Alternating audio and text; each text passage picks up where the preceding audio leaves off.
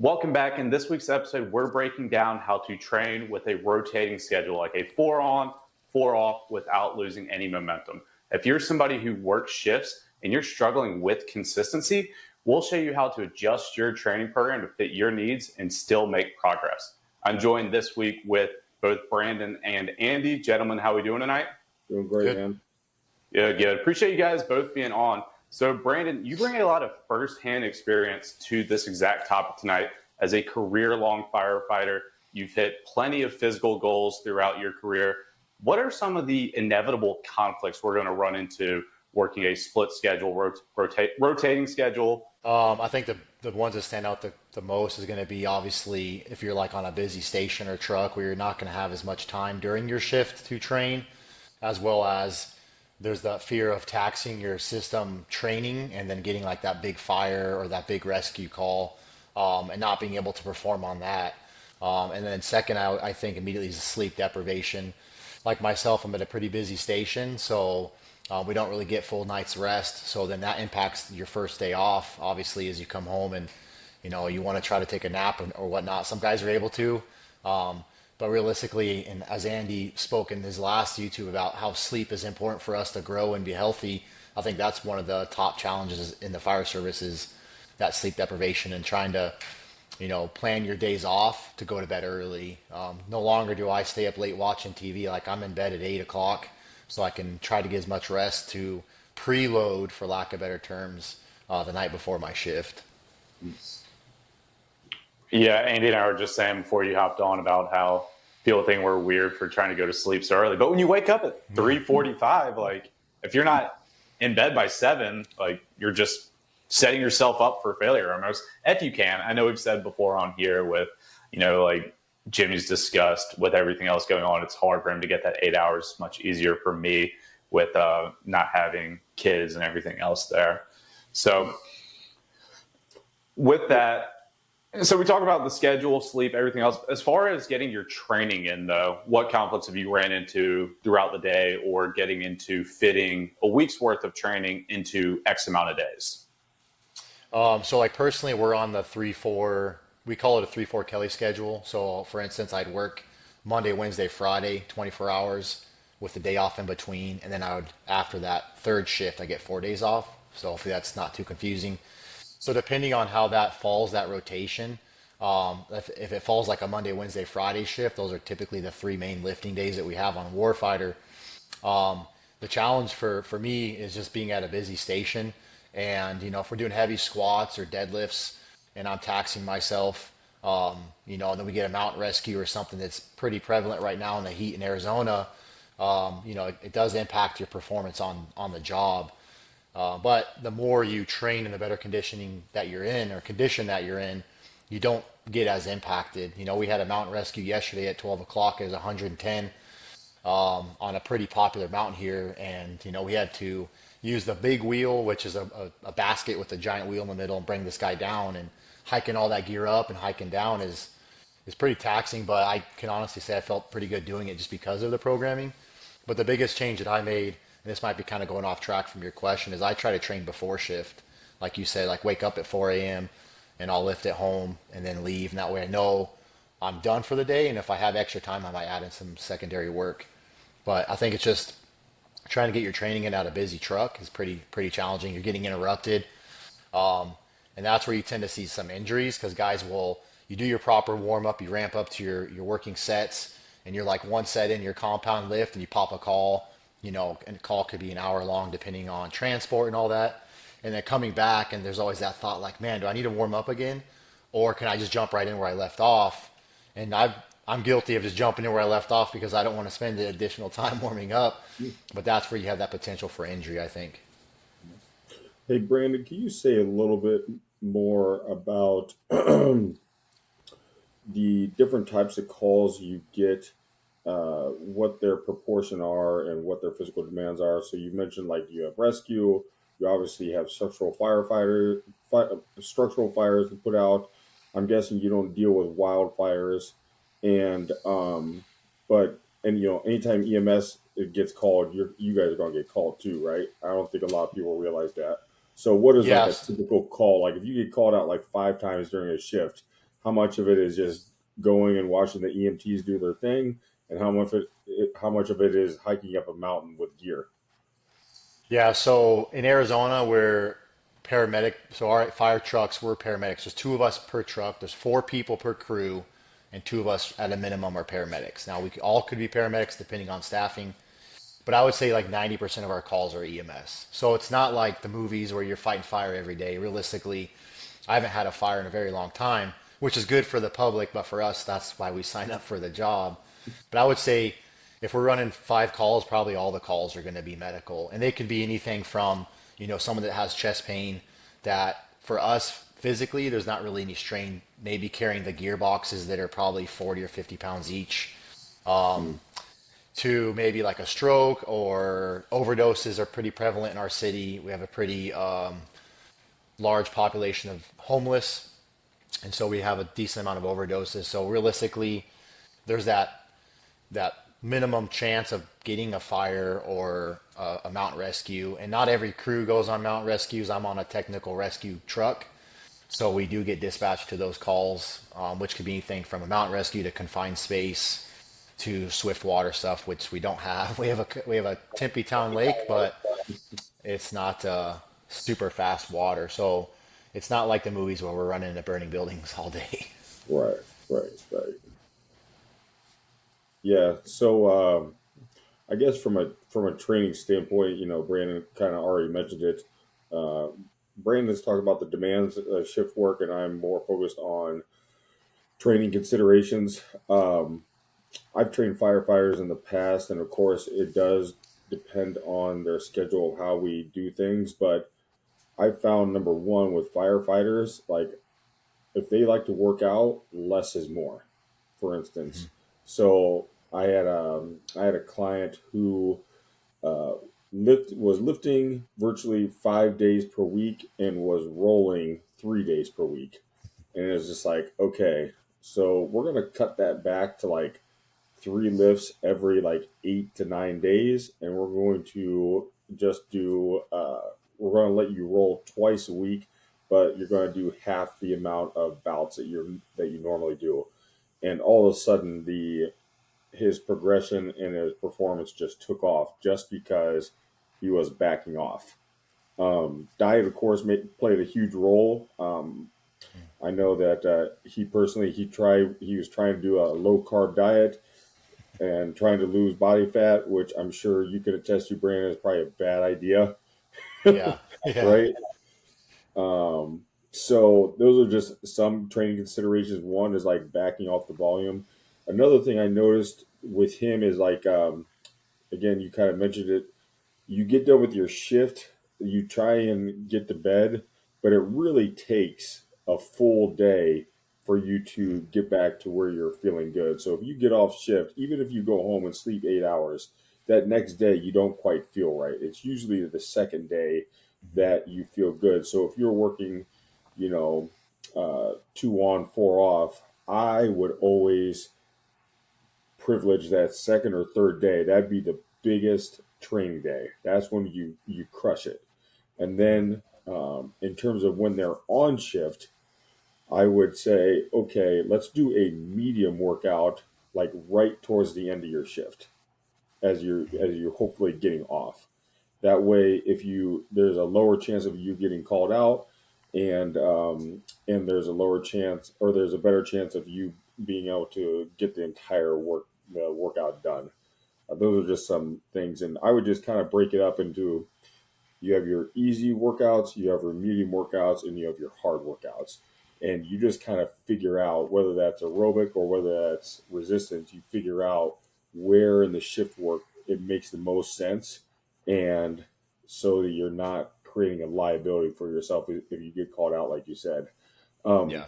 One more thought is from what little research I know about firefighters, the ones who actually do train on shift, if they are doing like circuit work, like if they're doing circuit work and they're working out where there's minimal rest and there's a lot of reps, performance goes down like by 10% when they get called out.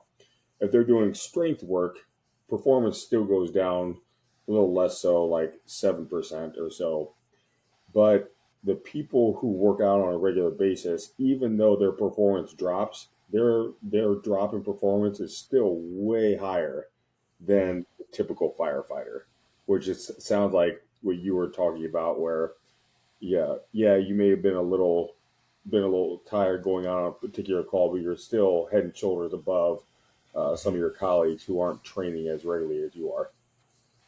Your thoughts? Yeah, no, I can agree with all that too. I personally, I could say I'm guilty for not rotating my training schedule. I just, whatever day I'm on shift, if it's programmed to, do squats on a Monday, I typically do it. But I will cut back some of the volume because I don't feel like you said it's not going to be detrimental to my outcome of my training program.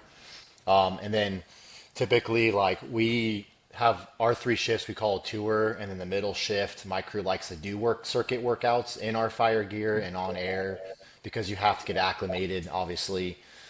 So depending on what day that falls, I will shift those things a little bit. Typically, I'll make sure, like I said, to separate my lifting versus that circuit session, which realistically they're 15, 20 minutes of hard work and then you're done because that's typically how much you'll last on a bottle of air if you're working like at max effort.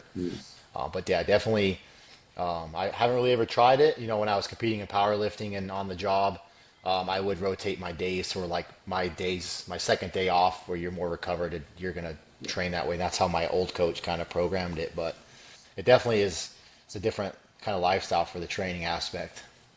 How important is aerobic fitness as it relates to being on oxygen?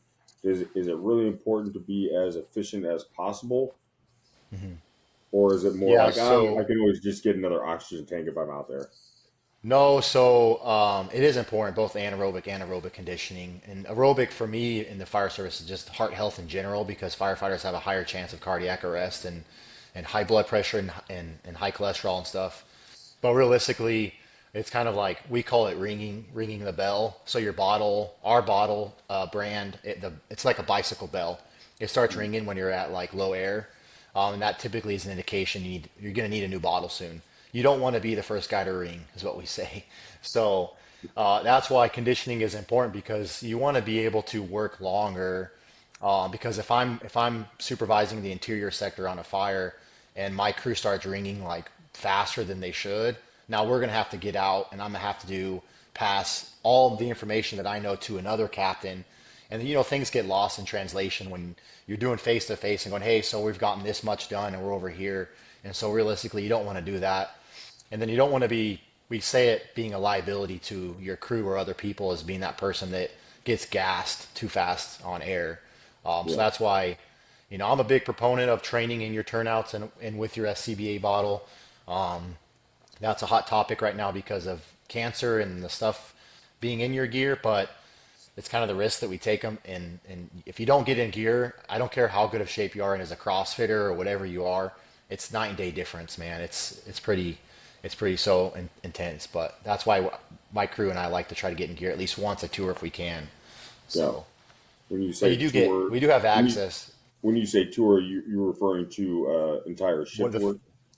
Yeah, so our tour is the three shifts combined. So like Yeah, a Monday, Wednesday, Friday is the tour for us. yeah, But we do have access to answer the other part of your question on like working incidents.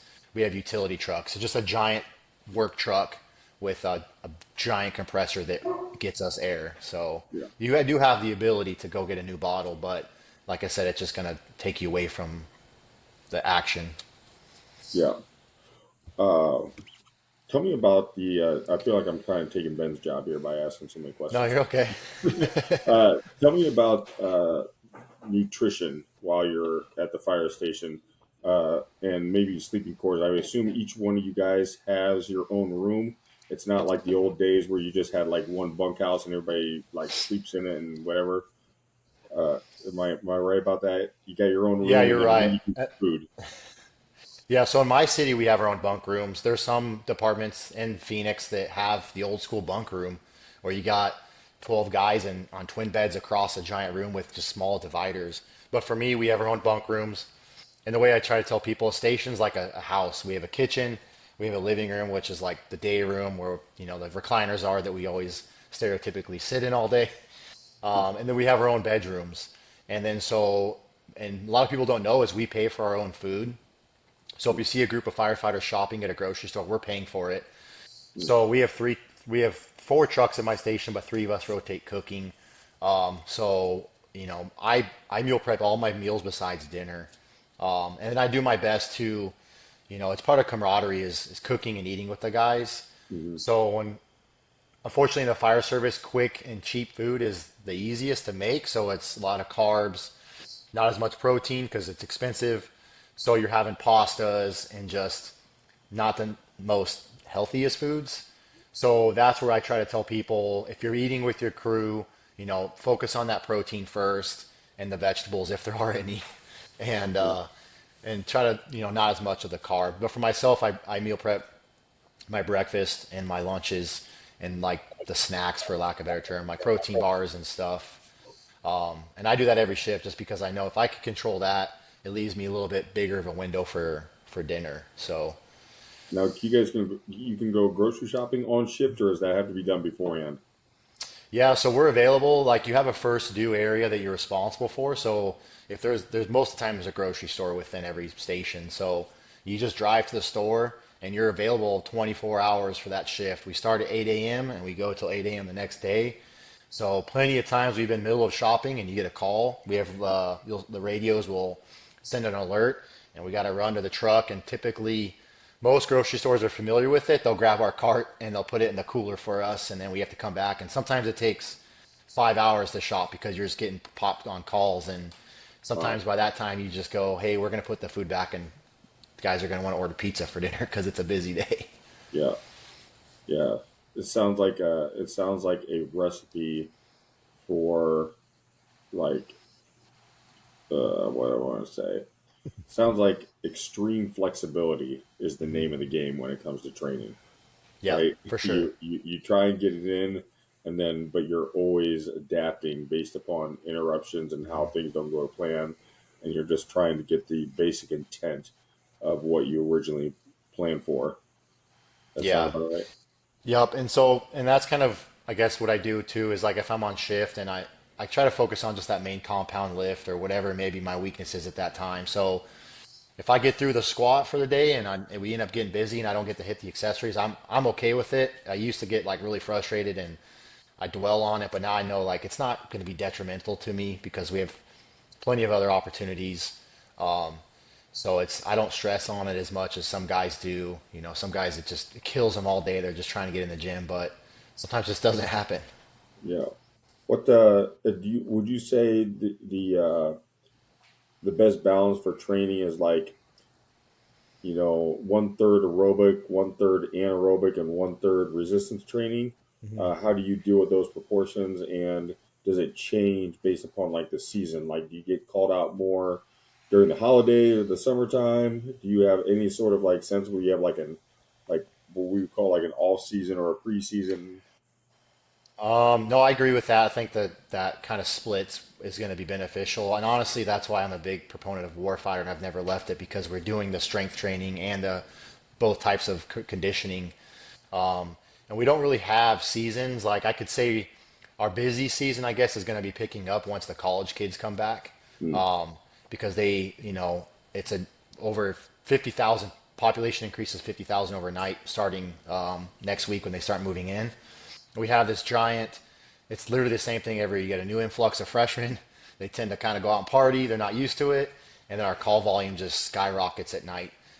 So you can kind of, I've never changed or adapted to that. I just kind of continue on with what I'm doing. But that would be maybe our busier season.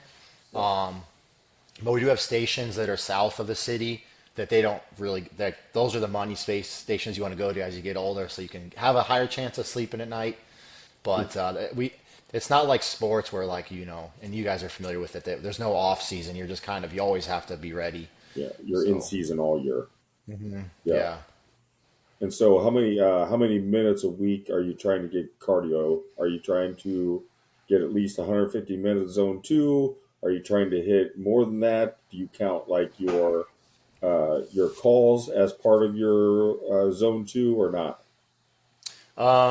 No, I mean so typically like I'll track like yesterday's hike. I put it in like on my watch as a hike and just to see my heart rate and stuff. But I try for the 150 for zone two. Realistically, I kind of rarely hit that. Um, we've been doing the 60-minute or long distance rucks, and so luckily it kind of honestly depends on my schedule. Like I've been off on Tuesdays and Thursdays, so I've been able to do my conditioning at home. But now I'm rotating back to that schedule.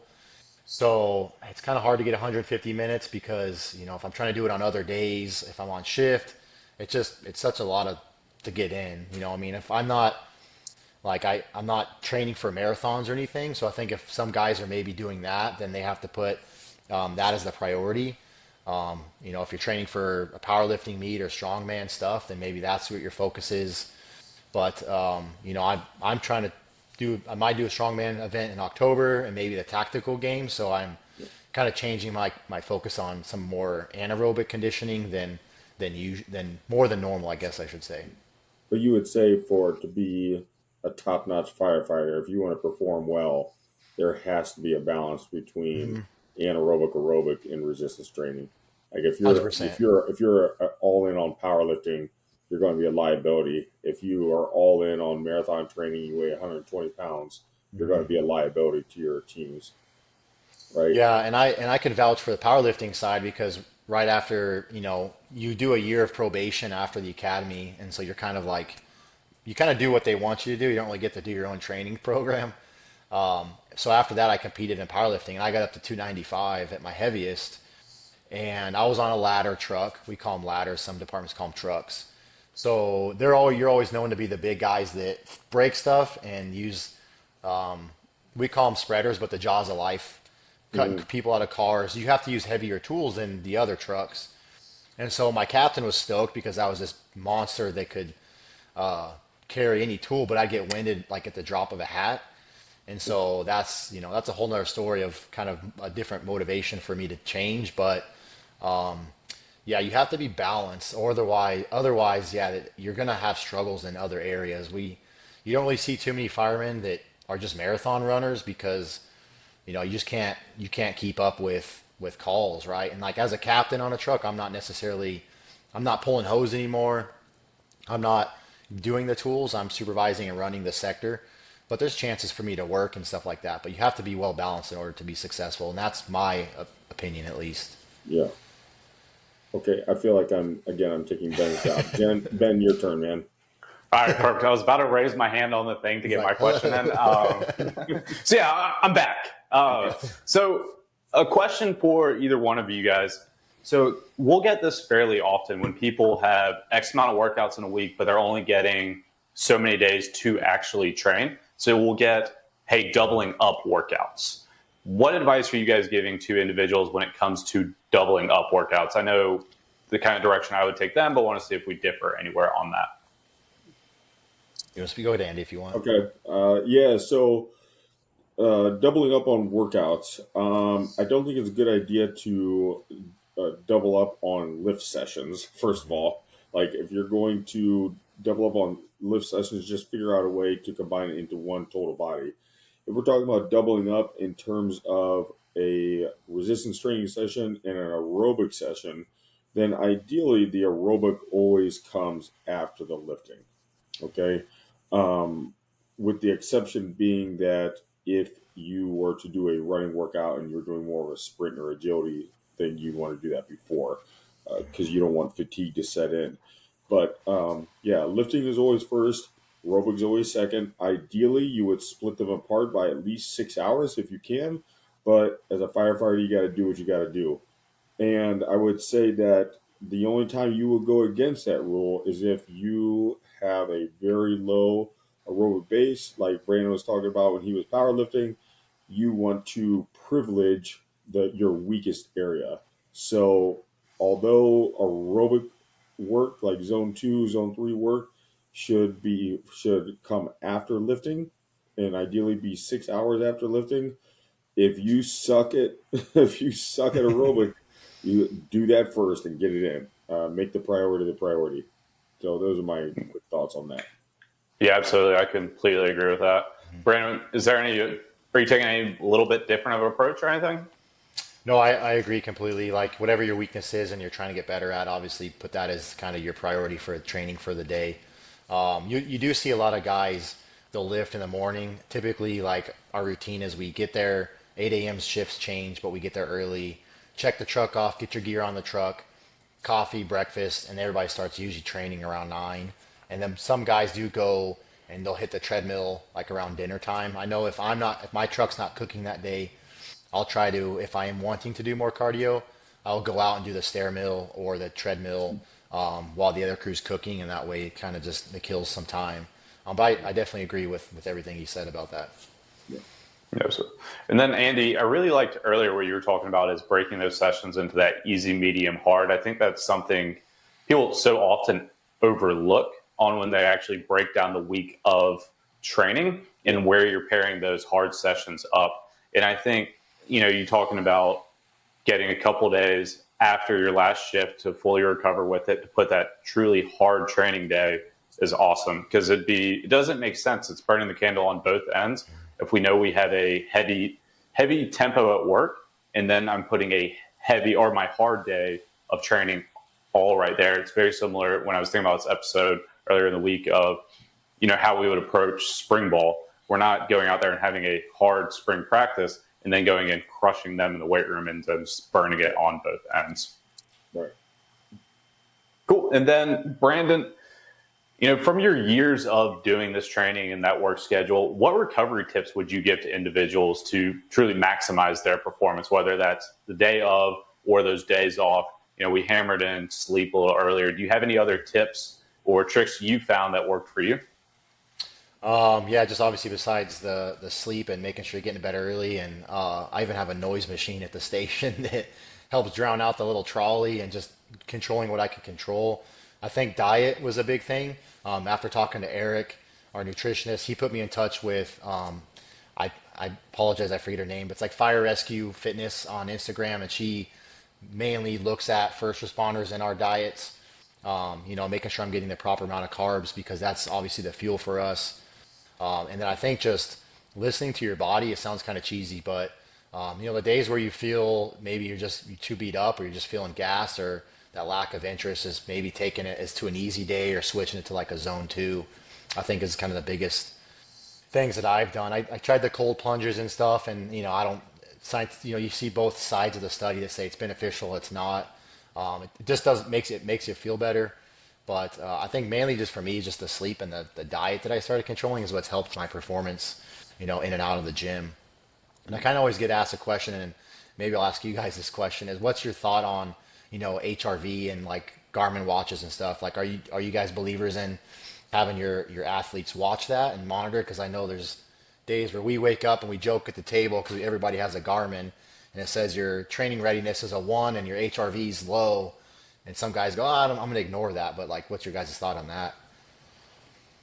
I can chime in on that. Uh, how you feel subjectively always trumps HRV. Hmm. Always. Okay. If you feel like crap and your HRV uh, shows that, then it's just all the more reason to now you have objective evidence of that you're feeling like crap and you shouldn't do anything strenuous. But what I tell people is don't look at the acute changes in HRV. If you are training aerobically and aerobic fitness is a big part of your total training program, then look at your HRV over the course of months. Hmm. And just what you want to see is it trend upward. You want to see the resting heart rate trend downward. And as long as you see those trends, that's to me the biggest benefit of HRV is it displays. It's just one more measure of aerobic fitness as you get there. But yeah, the readiness. I've had athletes on Oura rings, on Whoop bands, on Polar watches, and anything that talks about readiness, they do not get to see it. Like, Yeah. period. It's blocked, especially on game day. Yep. Bad idea.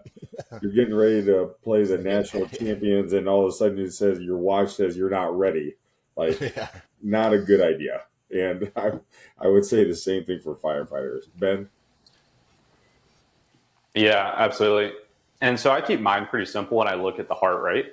So I'll pay attention to it. I'm not letting it like day in, day out dictate what I'm doing. So if I see that I know my resting heart rate is, let's say for this example, 45, and I see that I have back to back days where it's maybe 52 while I'm sleeping, then it's kind of one of those things where for me, I'm starting to, like, I'm noticing that it's elevated.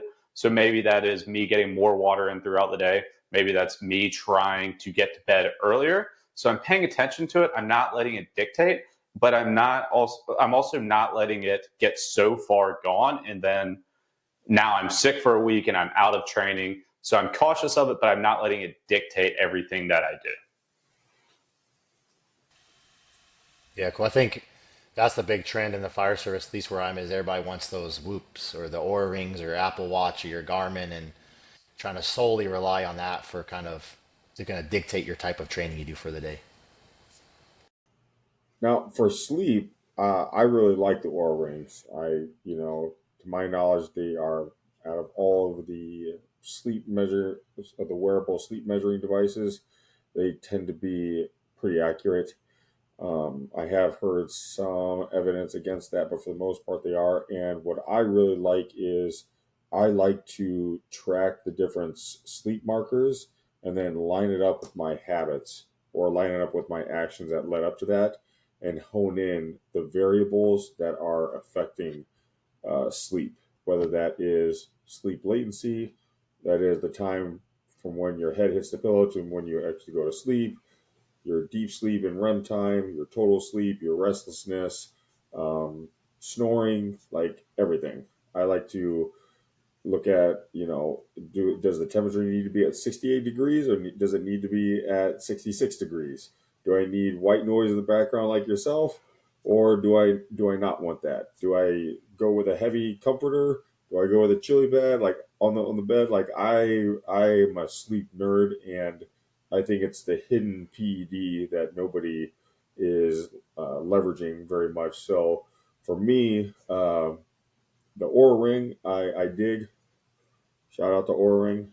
Um, but for the other wearables, I'm just kind of like, when it comes to readiness, I'm like, I don't know how accurate they are, but I'm biased. So Yeah, it is fun looking at the sleep metrics. And then when you start seeing that you did have an elevated heart rate, you start thinking about like, well, because one, we can look at the obvious of, it's the weekend, maybe you had some drinks. It's easy to see that rise in your heart rate there, which really makes you not want to drink anytime close to bed when you see how much higher that it can be after a few drinks. But then I've also seen it like during the week where I'm like, oh, I slept awesome. And it will be elevated. And again, this is where it doesn't dictate my day. So maybe it's elevated by a few. And then you start thinking about like, well, did I wake up a couple times throughout the night? And then I've had it before where I'm like, I did have that nightmare last night. Maybe that's why my heart rate's up. So I've definitely seen it elevated after like a horrible dream. So Yeah, I think that's can tie into the previous question. Like for being successful in your performance, is alcohol is a big, that's kind of a stereotypical thing that firefighters drink. It's kind of a way guys blow off stress. But I think when cutting that back, like I rarely drink, it's definitely impacted everything to the positive too. So and you can definitely see it when you cut alcohol back, how much more consistent your resting heart rate is. So if you're drinking 2 or 3 times a week, it's kind of all over the place. But if you start cutting it back to once every couple weeks, maybe once every few weeks, like how much more consistent that resting heart rate is. And to me, that's cool to see, especially if you're then focusing on that aerobic side and how that resting heart rate continues to go down and staying consistently down. And did you have something? Look like you were saying something. I think you're I muted. was just getting ready. I know this is sidetrack. We're not. This doesn't really pertain to firefighters since now we're talking about drinking. Well, let's talk about alcohol. Um, when you are young, when I like early 20s, or even your teens, you can drink, stay out all night, wake up the next day, and hit PRs. When you hit your late 20s and 30s, it still affects you, but you can get by. what I see in the tactical populations that I work with is the guys who still drink as if they were 22. And it's just like, bro, you're killing yourself. You're killing yourself. You just because you could get away with that 10 years ago does not mean you can get away with it now. And it's only a matter of time before it catches up with you. So, yeah, uh, there's there's no point in honing in on sleep and honing in on diet and honing in on your training if you're just going to sabotage it with a 12 pack. So that's all. That's all I have to say about that. Yeah, absolutely. So cool. So to tie it back into the main point, is there anything you guys want to leave the viewers with as far as training on that rotating split schedule? Any last words from you guys? No, I think we kind of covered it all. Just the importance of being well-rounded in all types of aspects of training with the resistance, your aerobic and anaerobic conditioning, and just making sure you're listening to your body and focusing on sleep with the nutrition aspect of it. And I think if you kind of focus on those things, or if you kind of had to pick one of them, is going to be obviously the training styles, and I think you'll be more successful as a firefighter than previously if you were just doing the bro bodybuilding stuff. Yep. And my parting thought is, I just to reiterate, I really like the light, medium, hard days, whether that's aerobic or resistance training. Make your hard days the non-negotiables. Those are the ones that have to be done on a regular basis, and make that at a time that you are well rested and don't have any interruptions so you can get it done. The next up priority is a medium day, and then the lowest priority is a light day. If you don't get the light days in because you get called out 5 times, then no biggie. But uh, just make sure that you have the priorities in check, and make sure you kind of stagger those workouts, light, medium, hard, on a somewhat regular schedule as what you can as a firefighter. So that's it. Oh, good stuff. So Brandon referenced throughout the episode training on Warfighter and the impact it's had on his tactical career. If you're new to our channel, make sure to check out the link below in the description to check out a free trial on that Warfighter team. We have 600 plus subscribers seeing the great success that Brandon has throughout his career. Or if you want a more personalized program, check out the other link in the description for one-on-one training, and we can program everything specifically to your exact needs, your exact schedule. So appreciate you guys being on here this week. We'll see you guys back next week. Thanks, man. See you guys.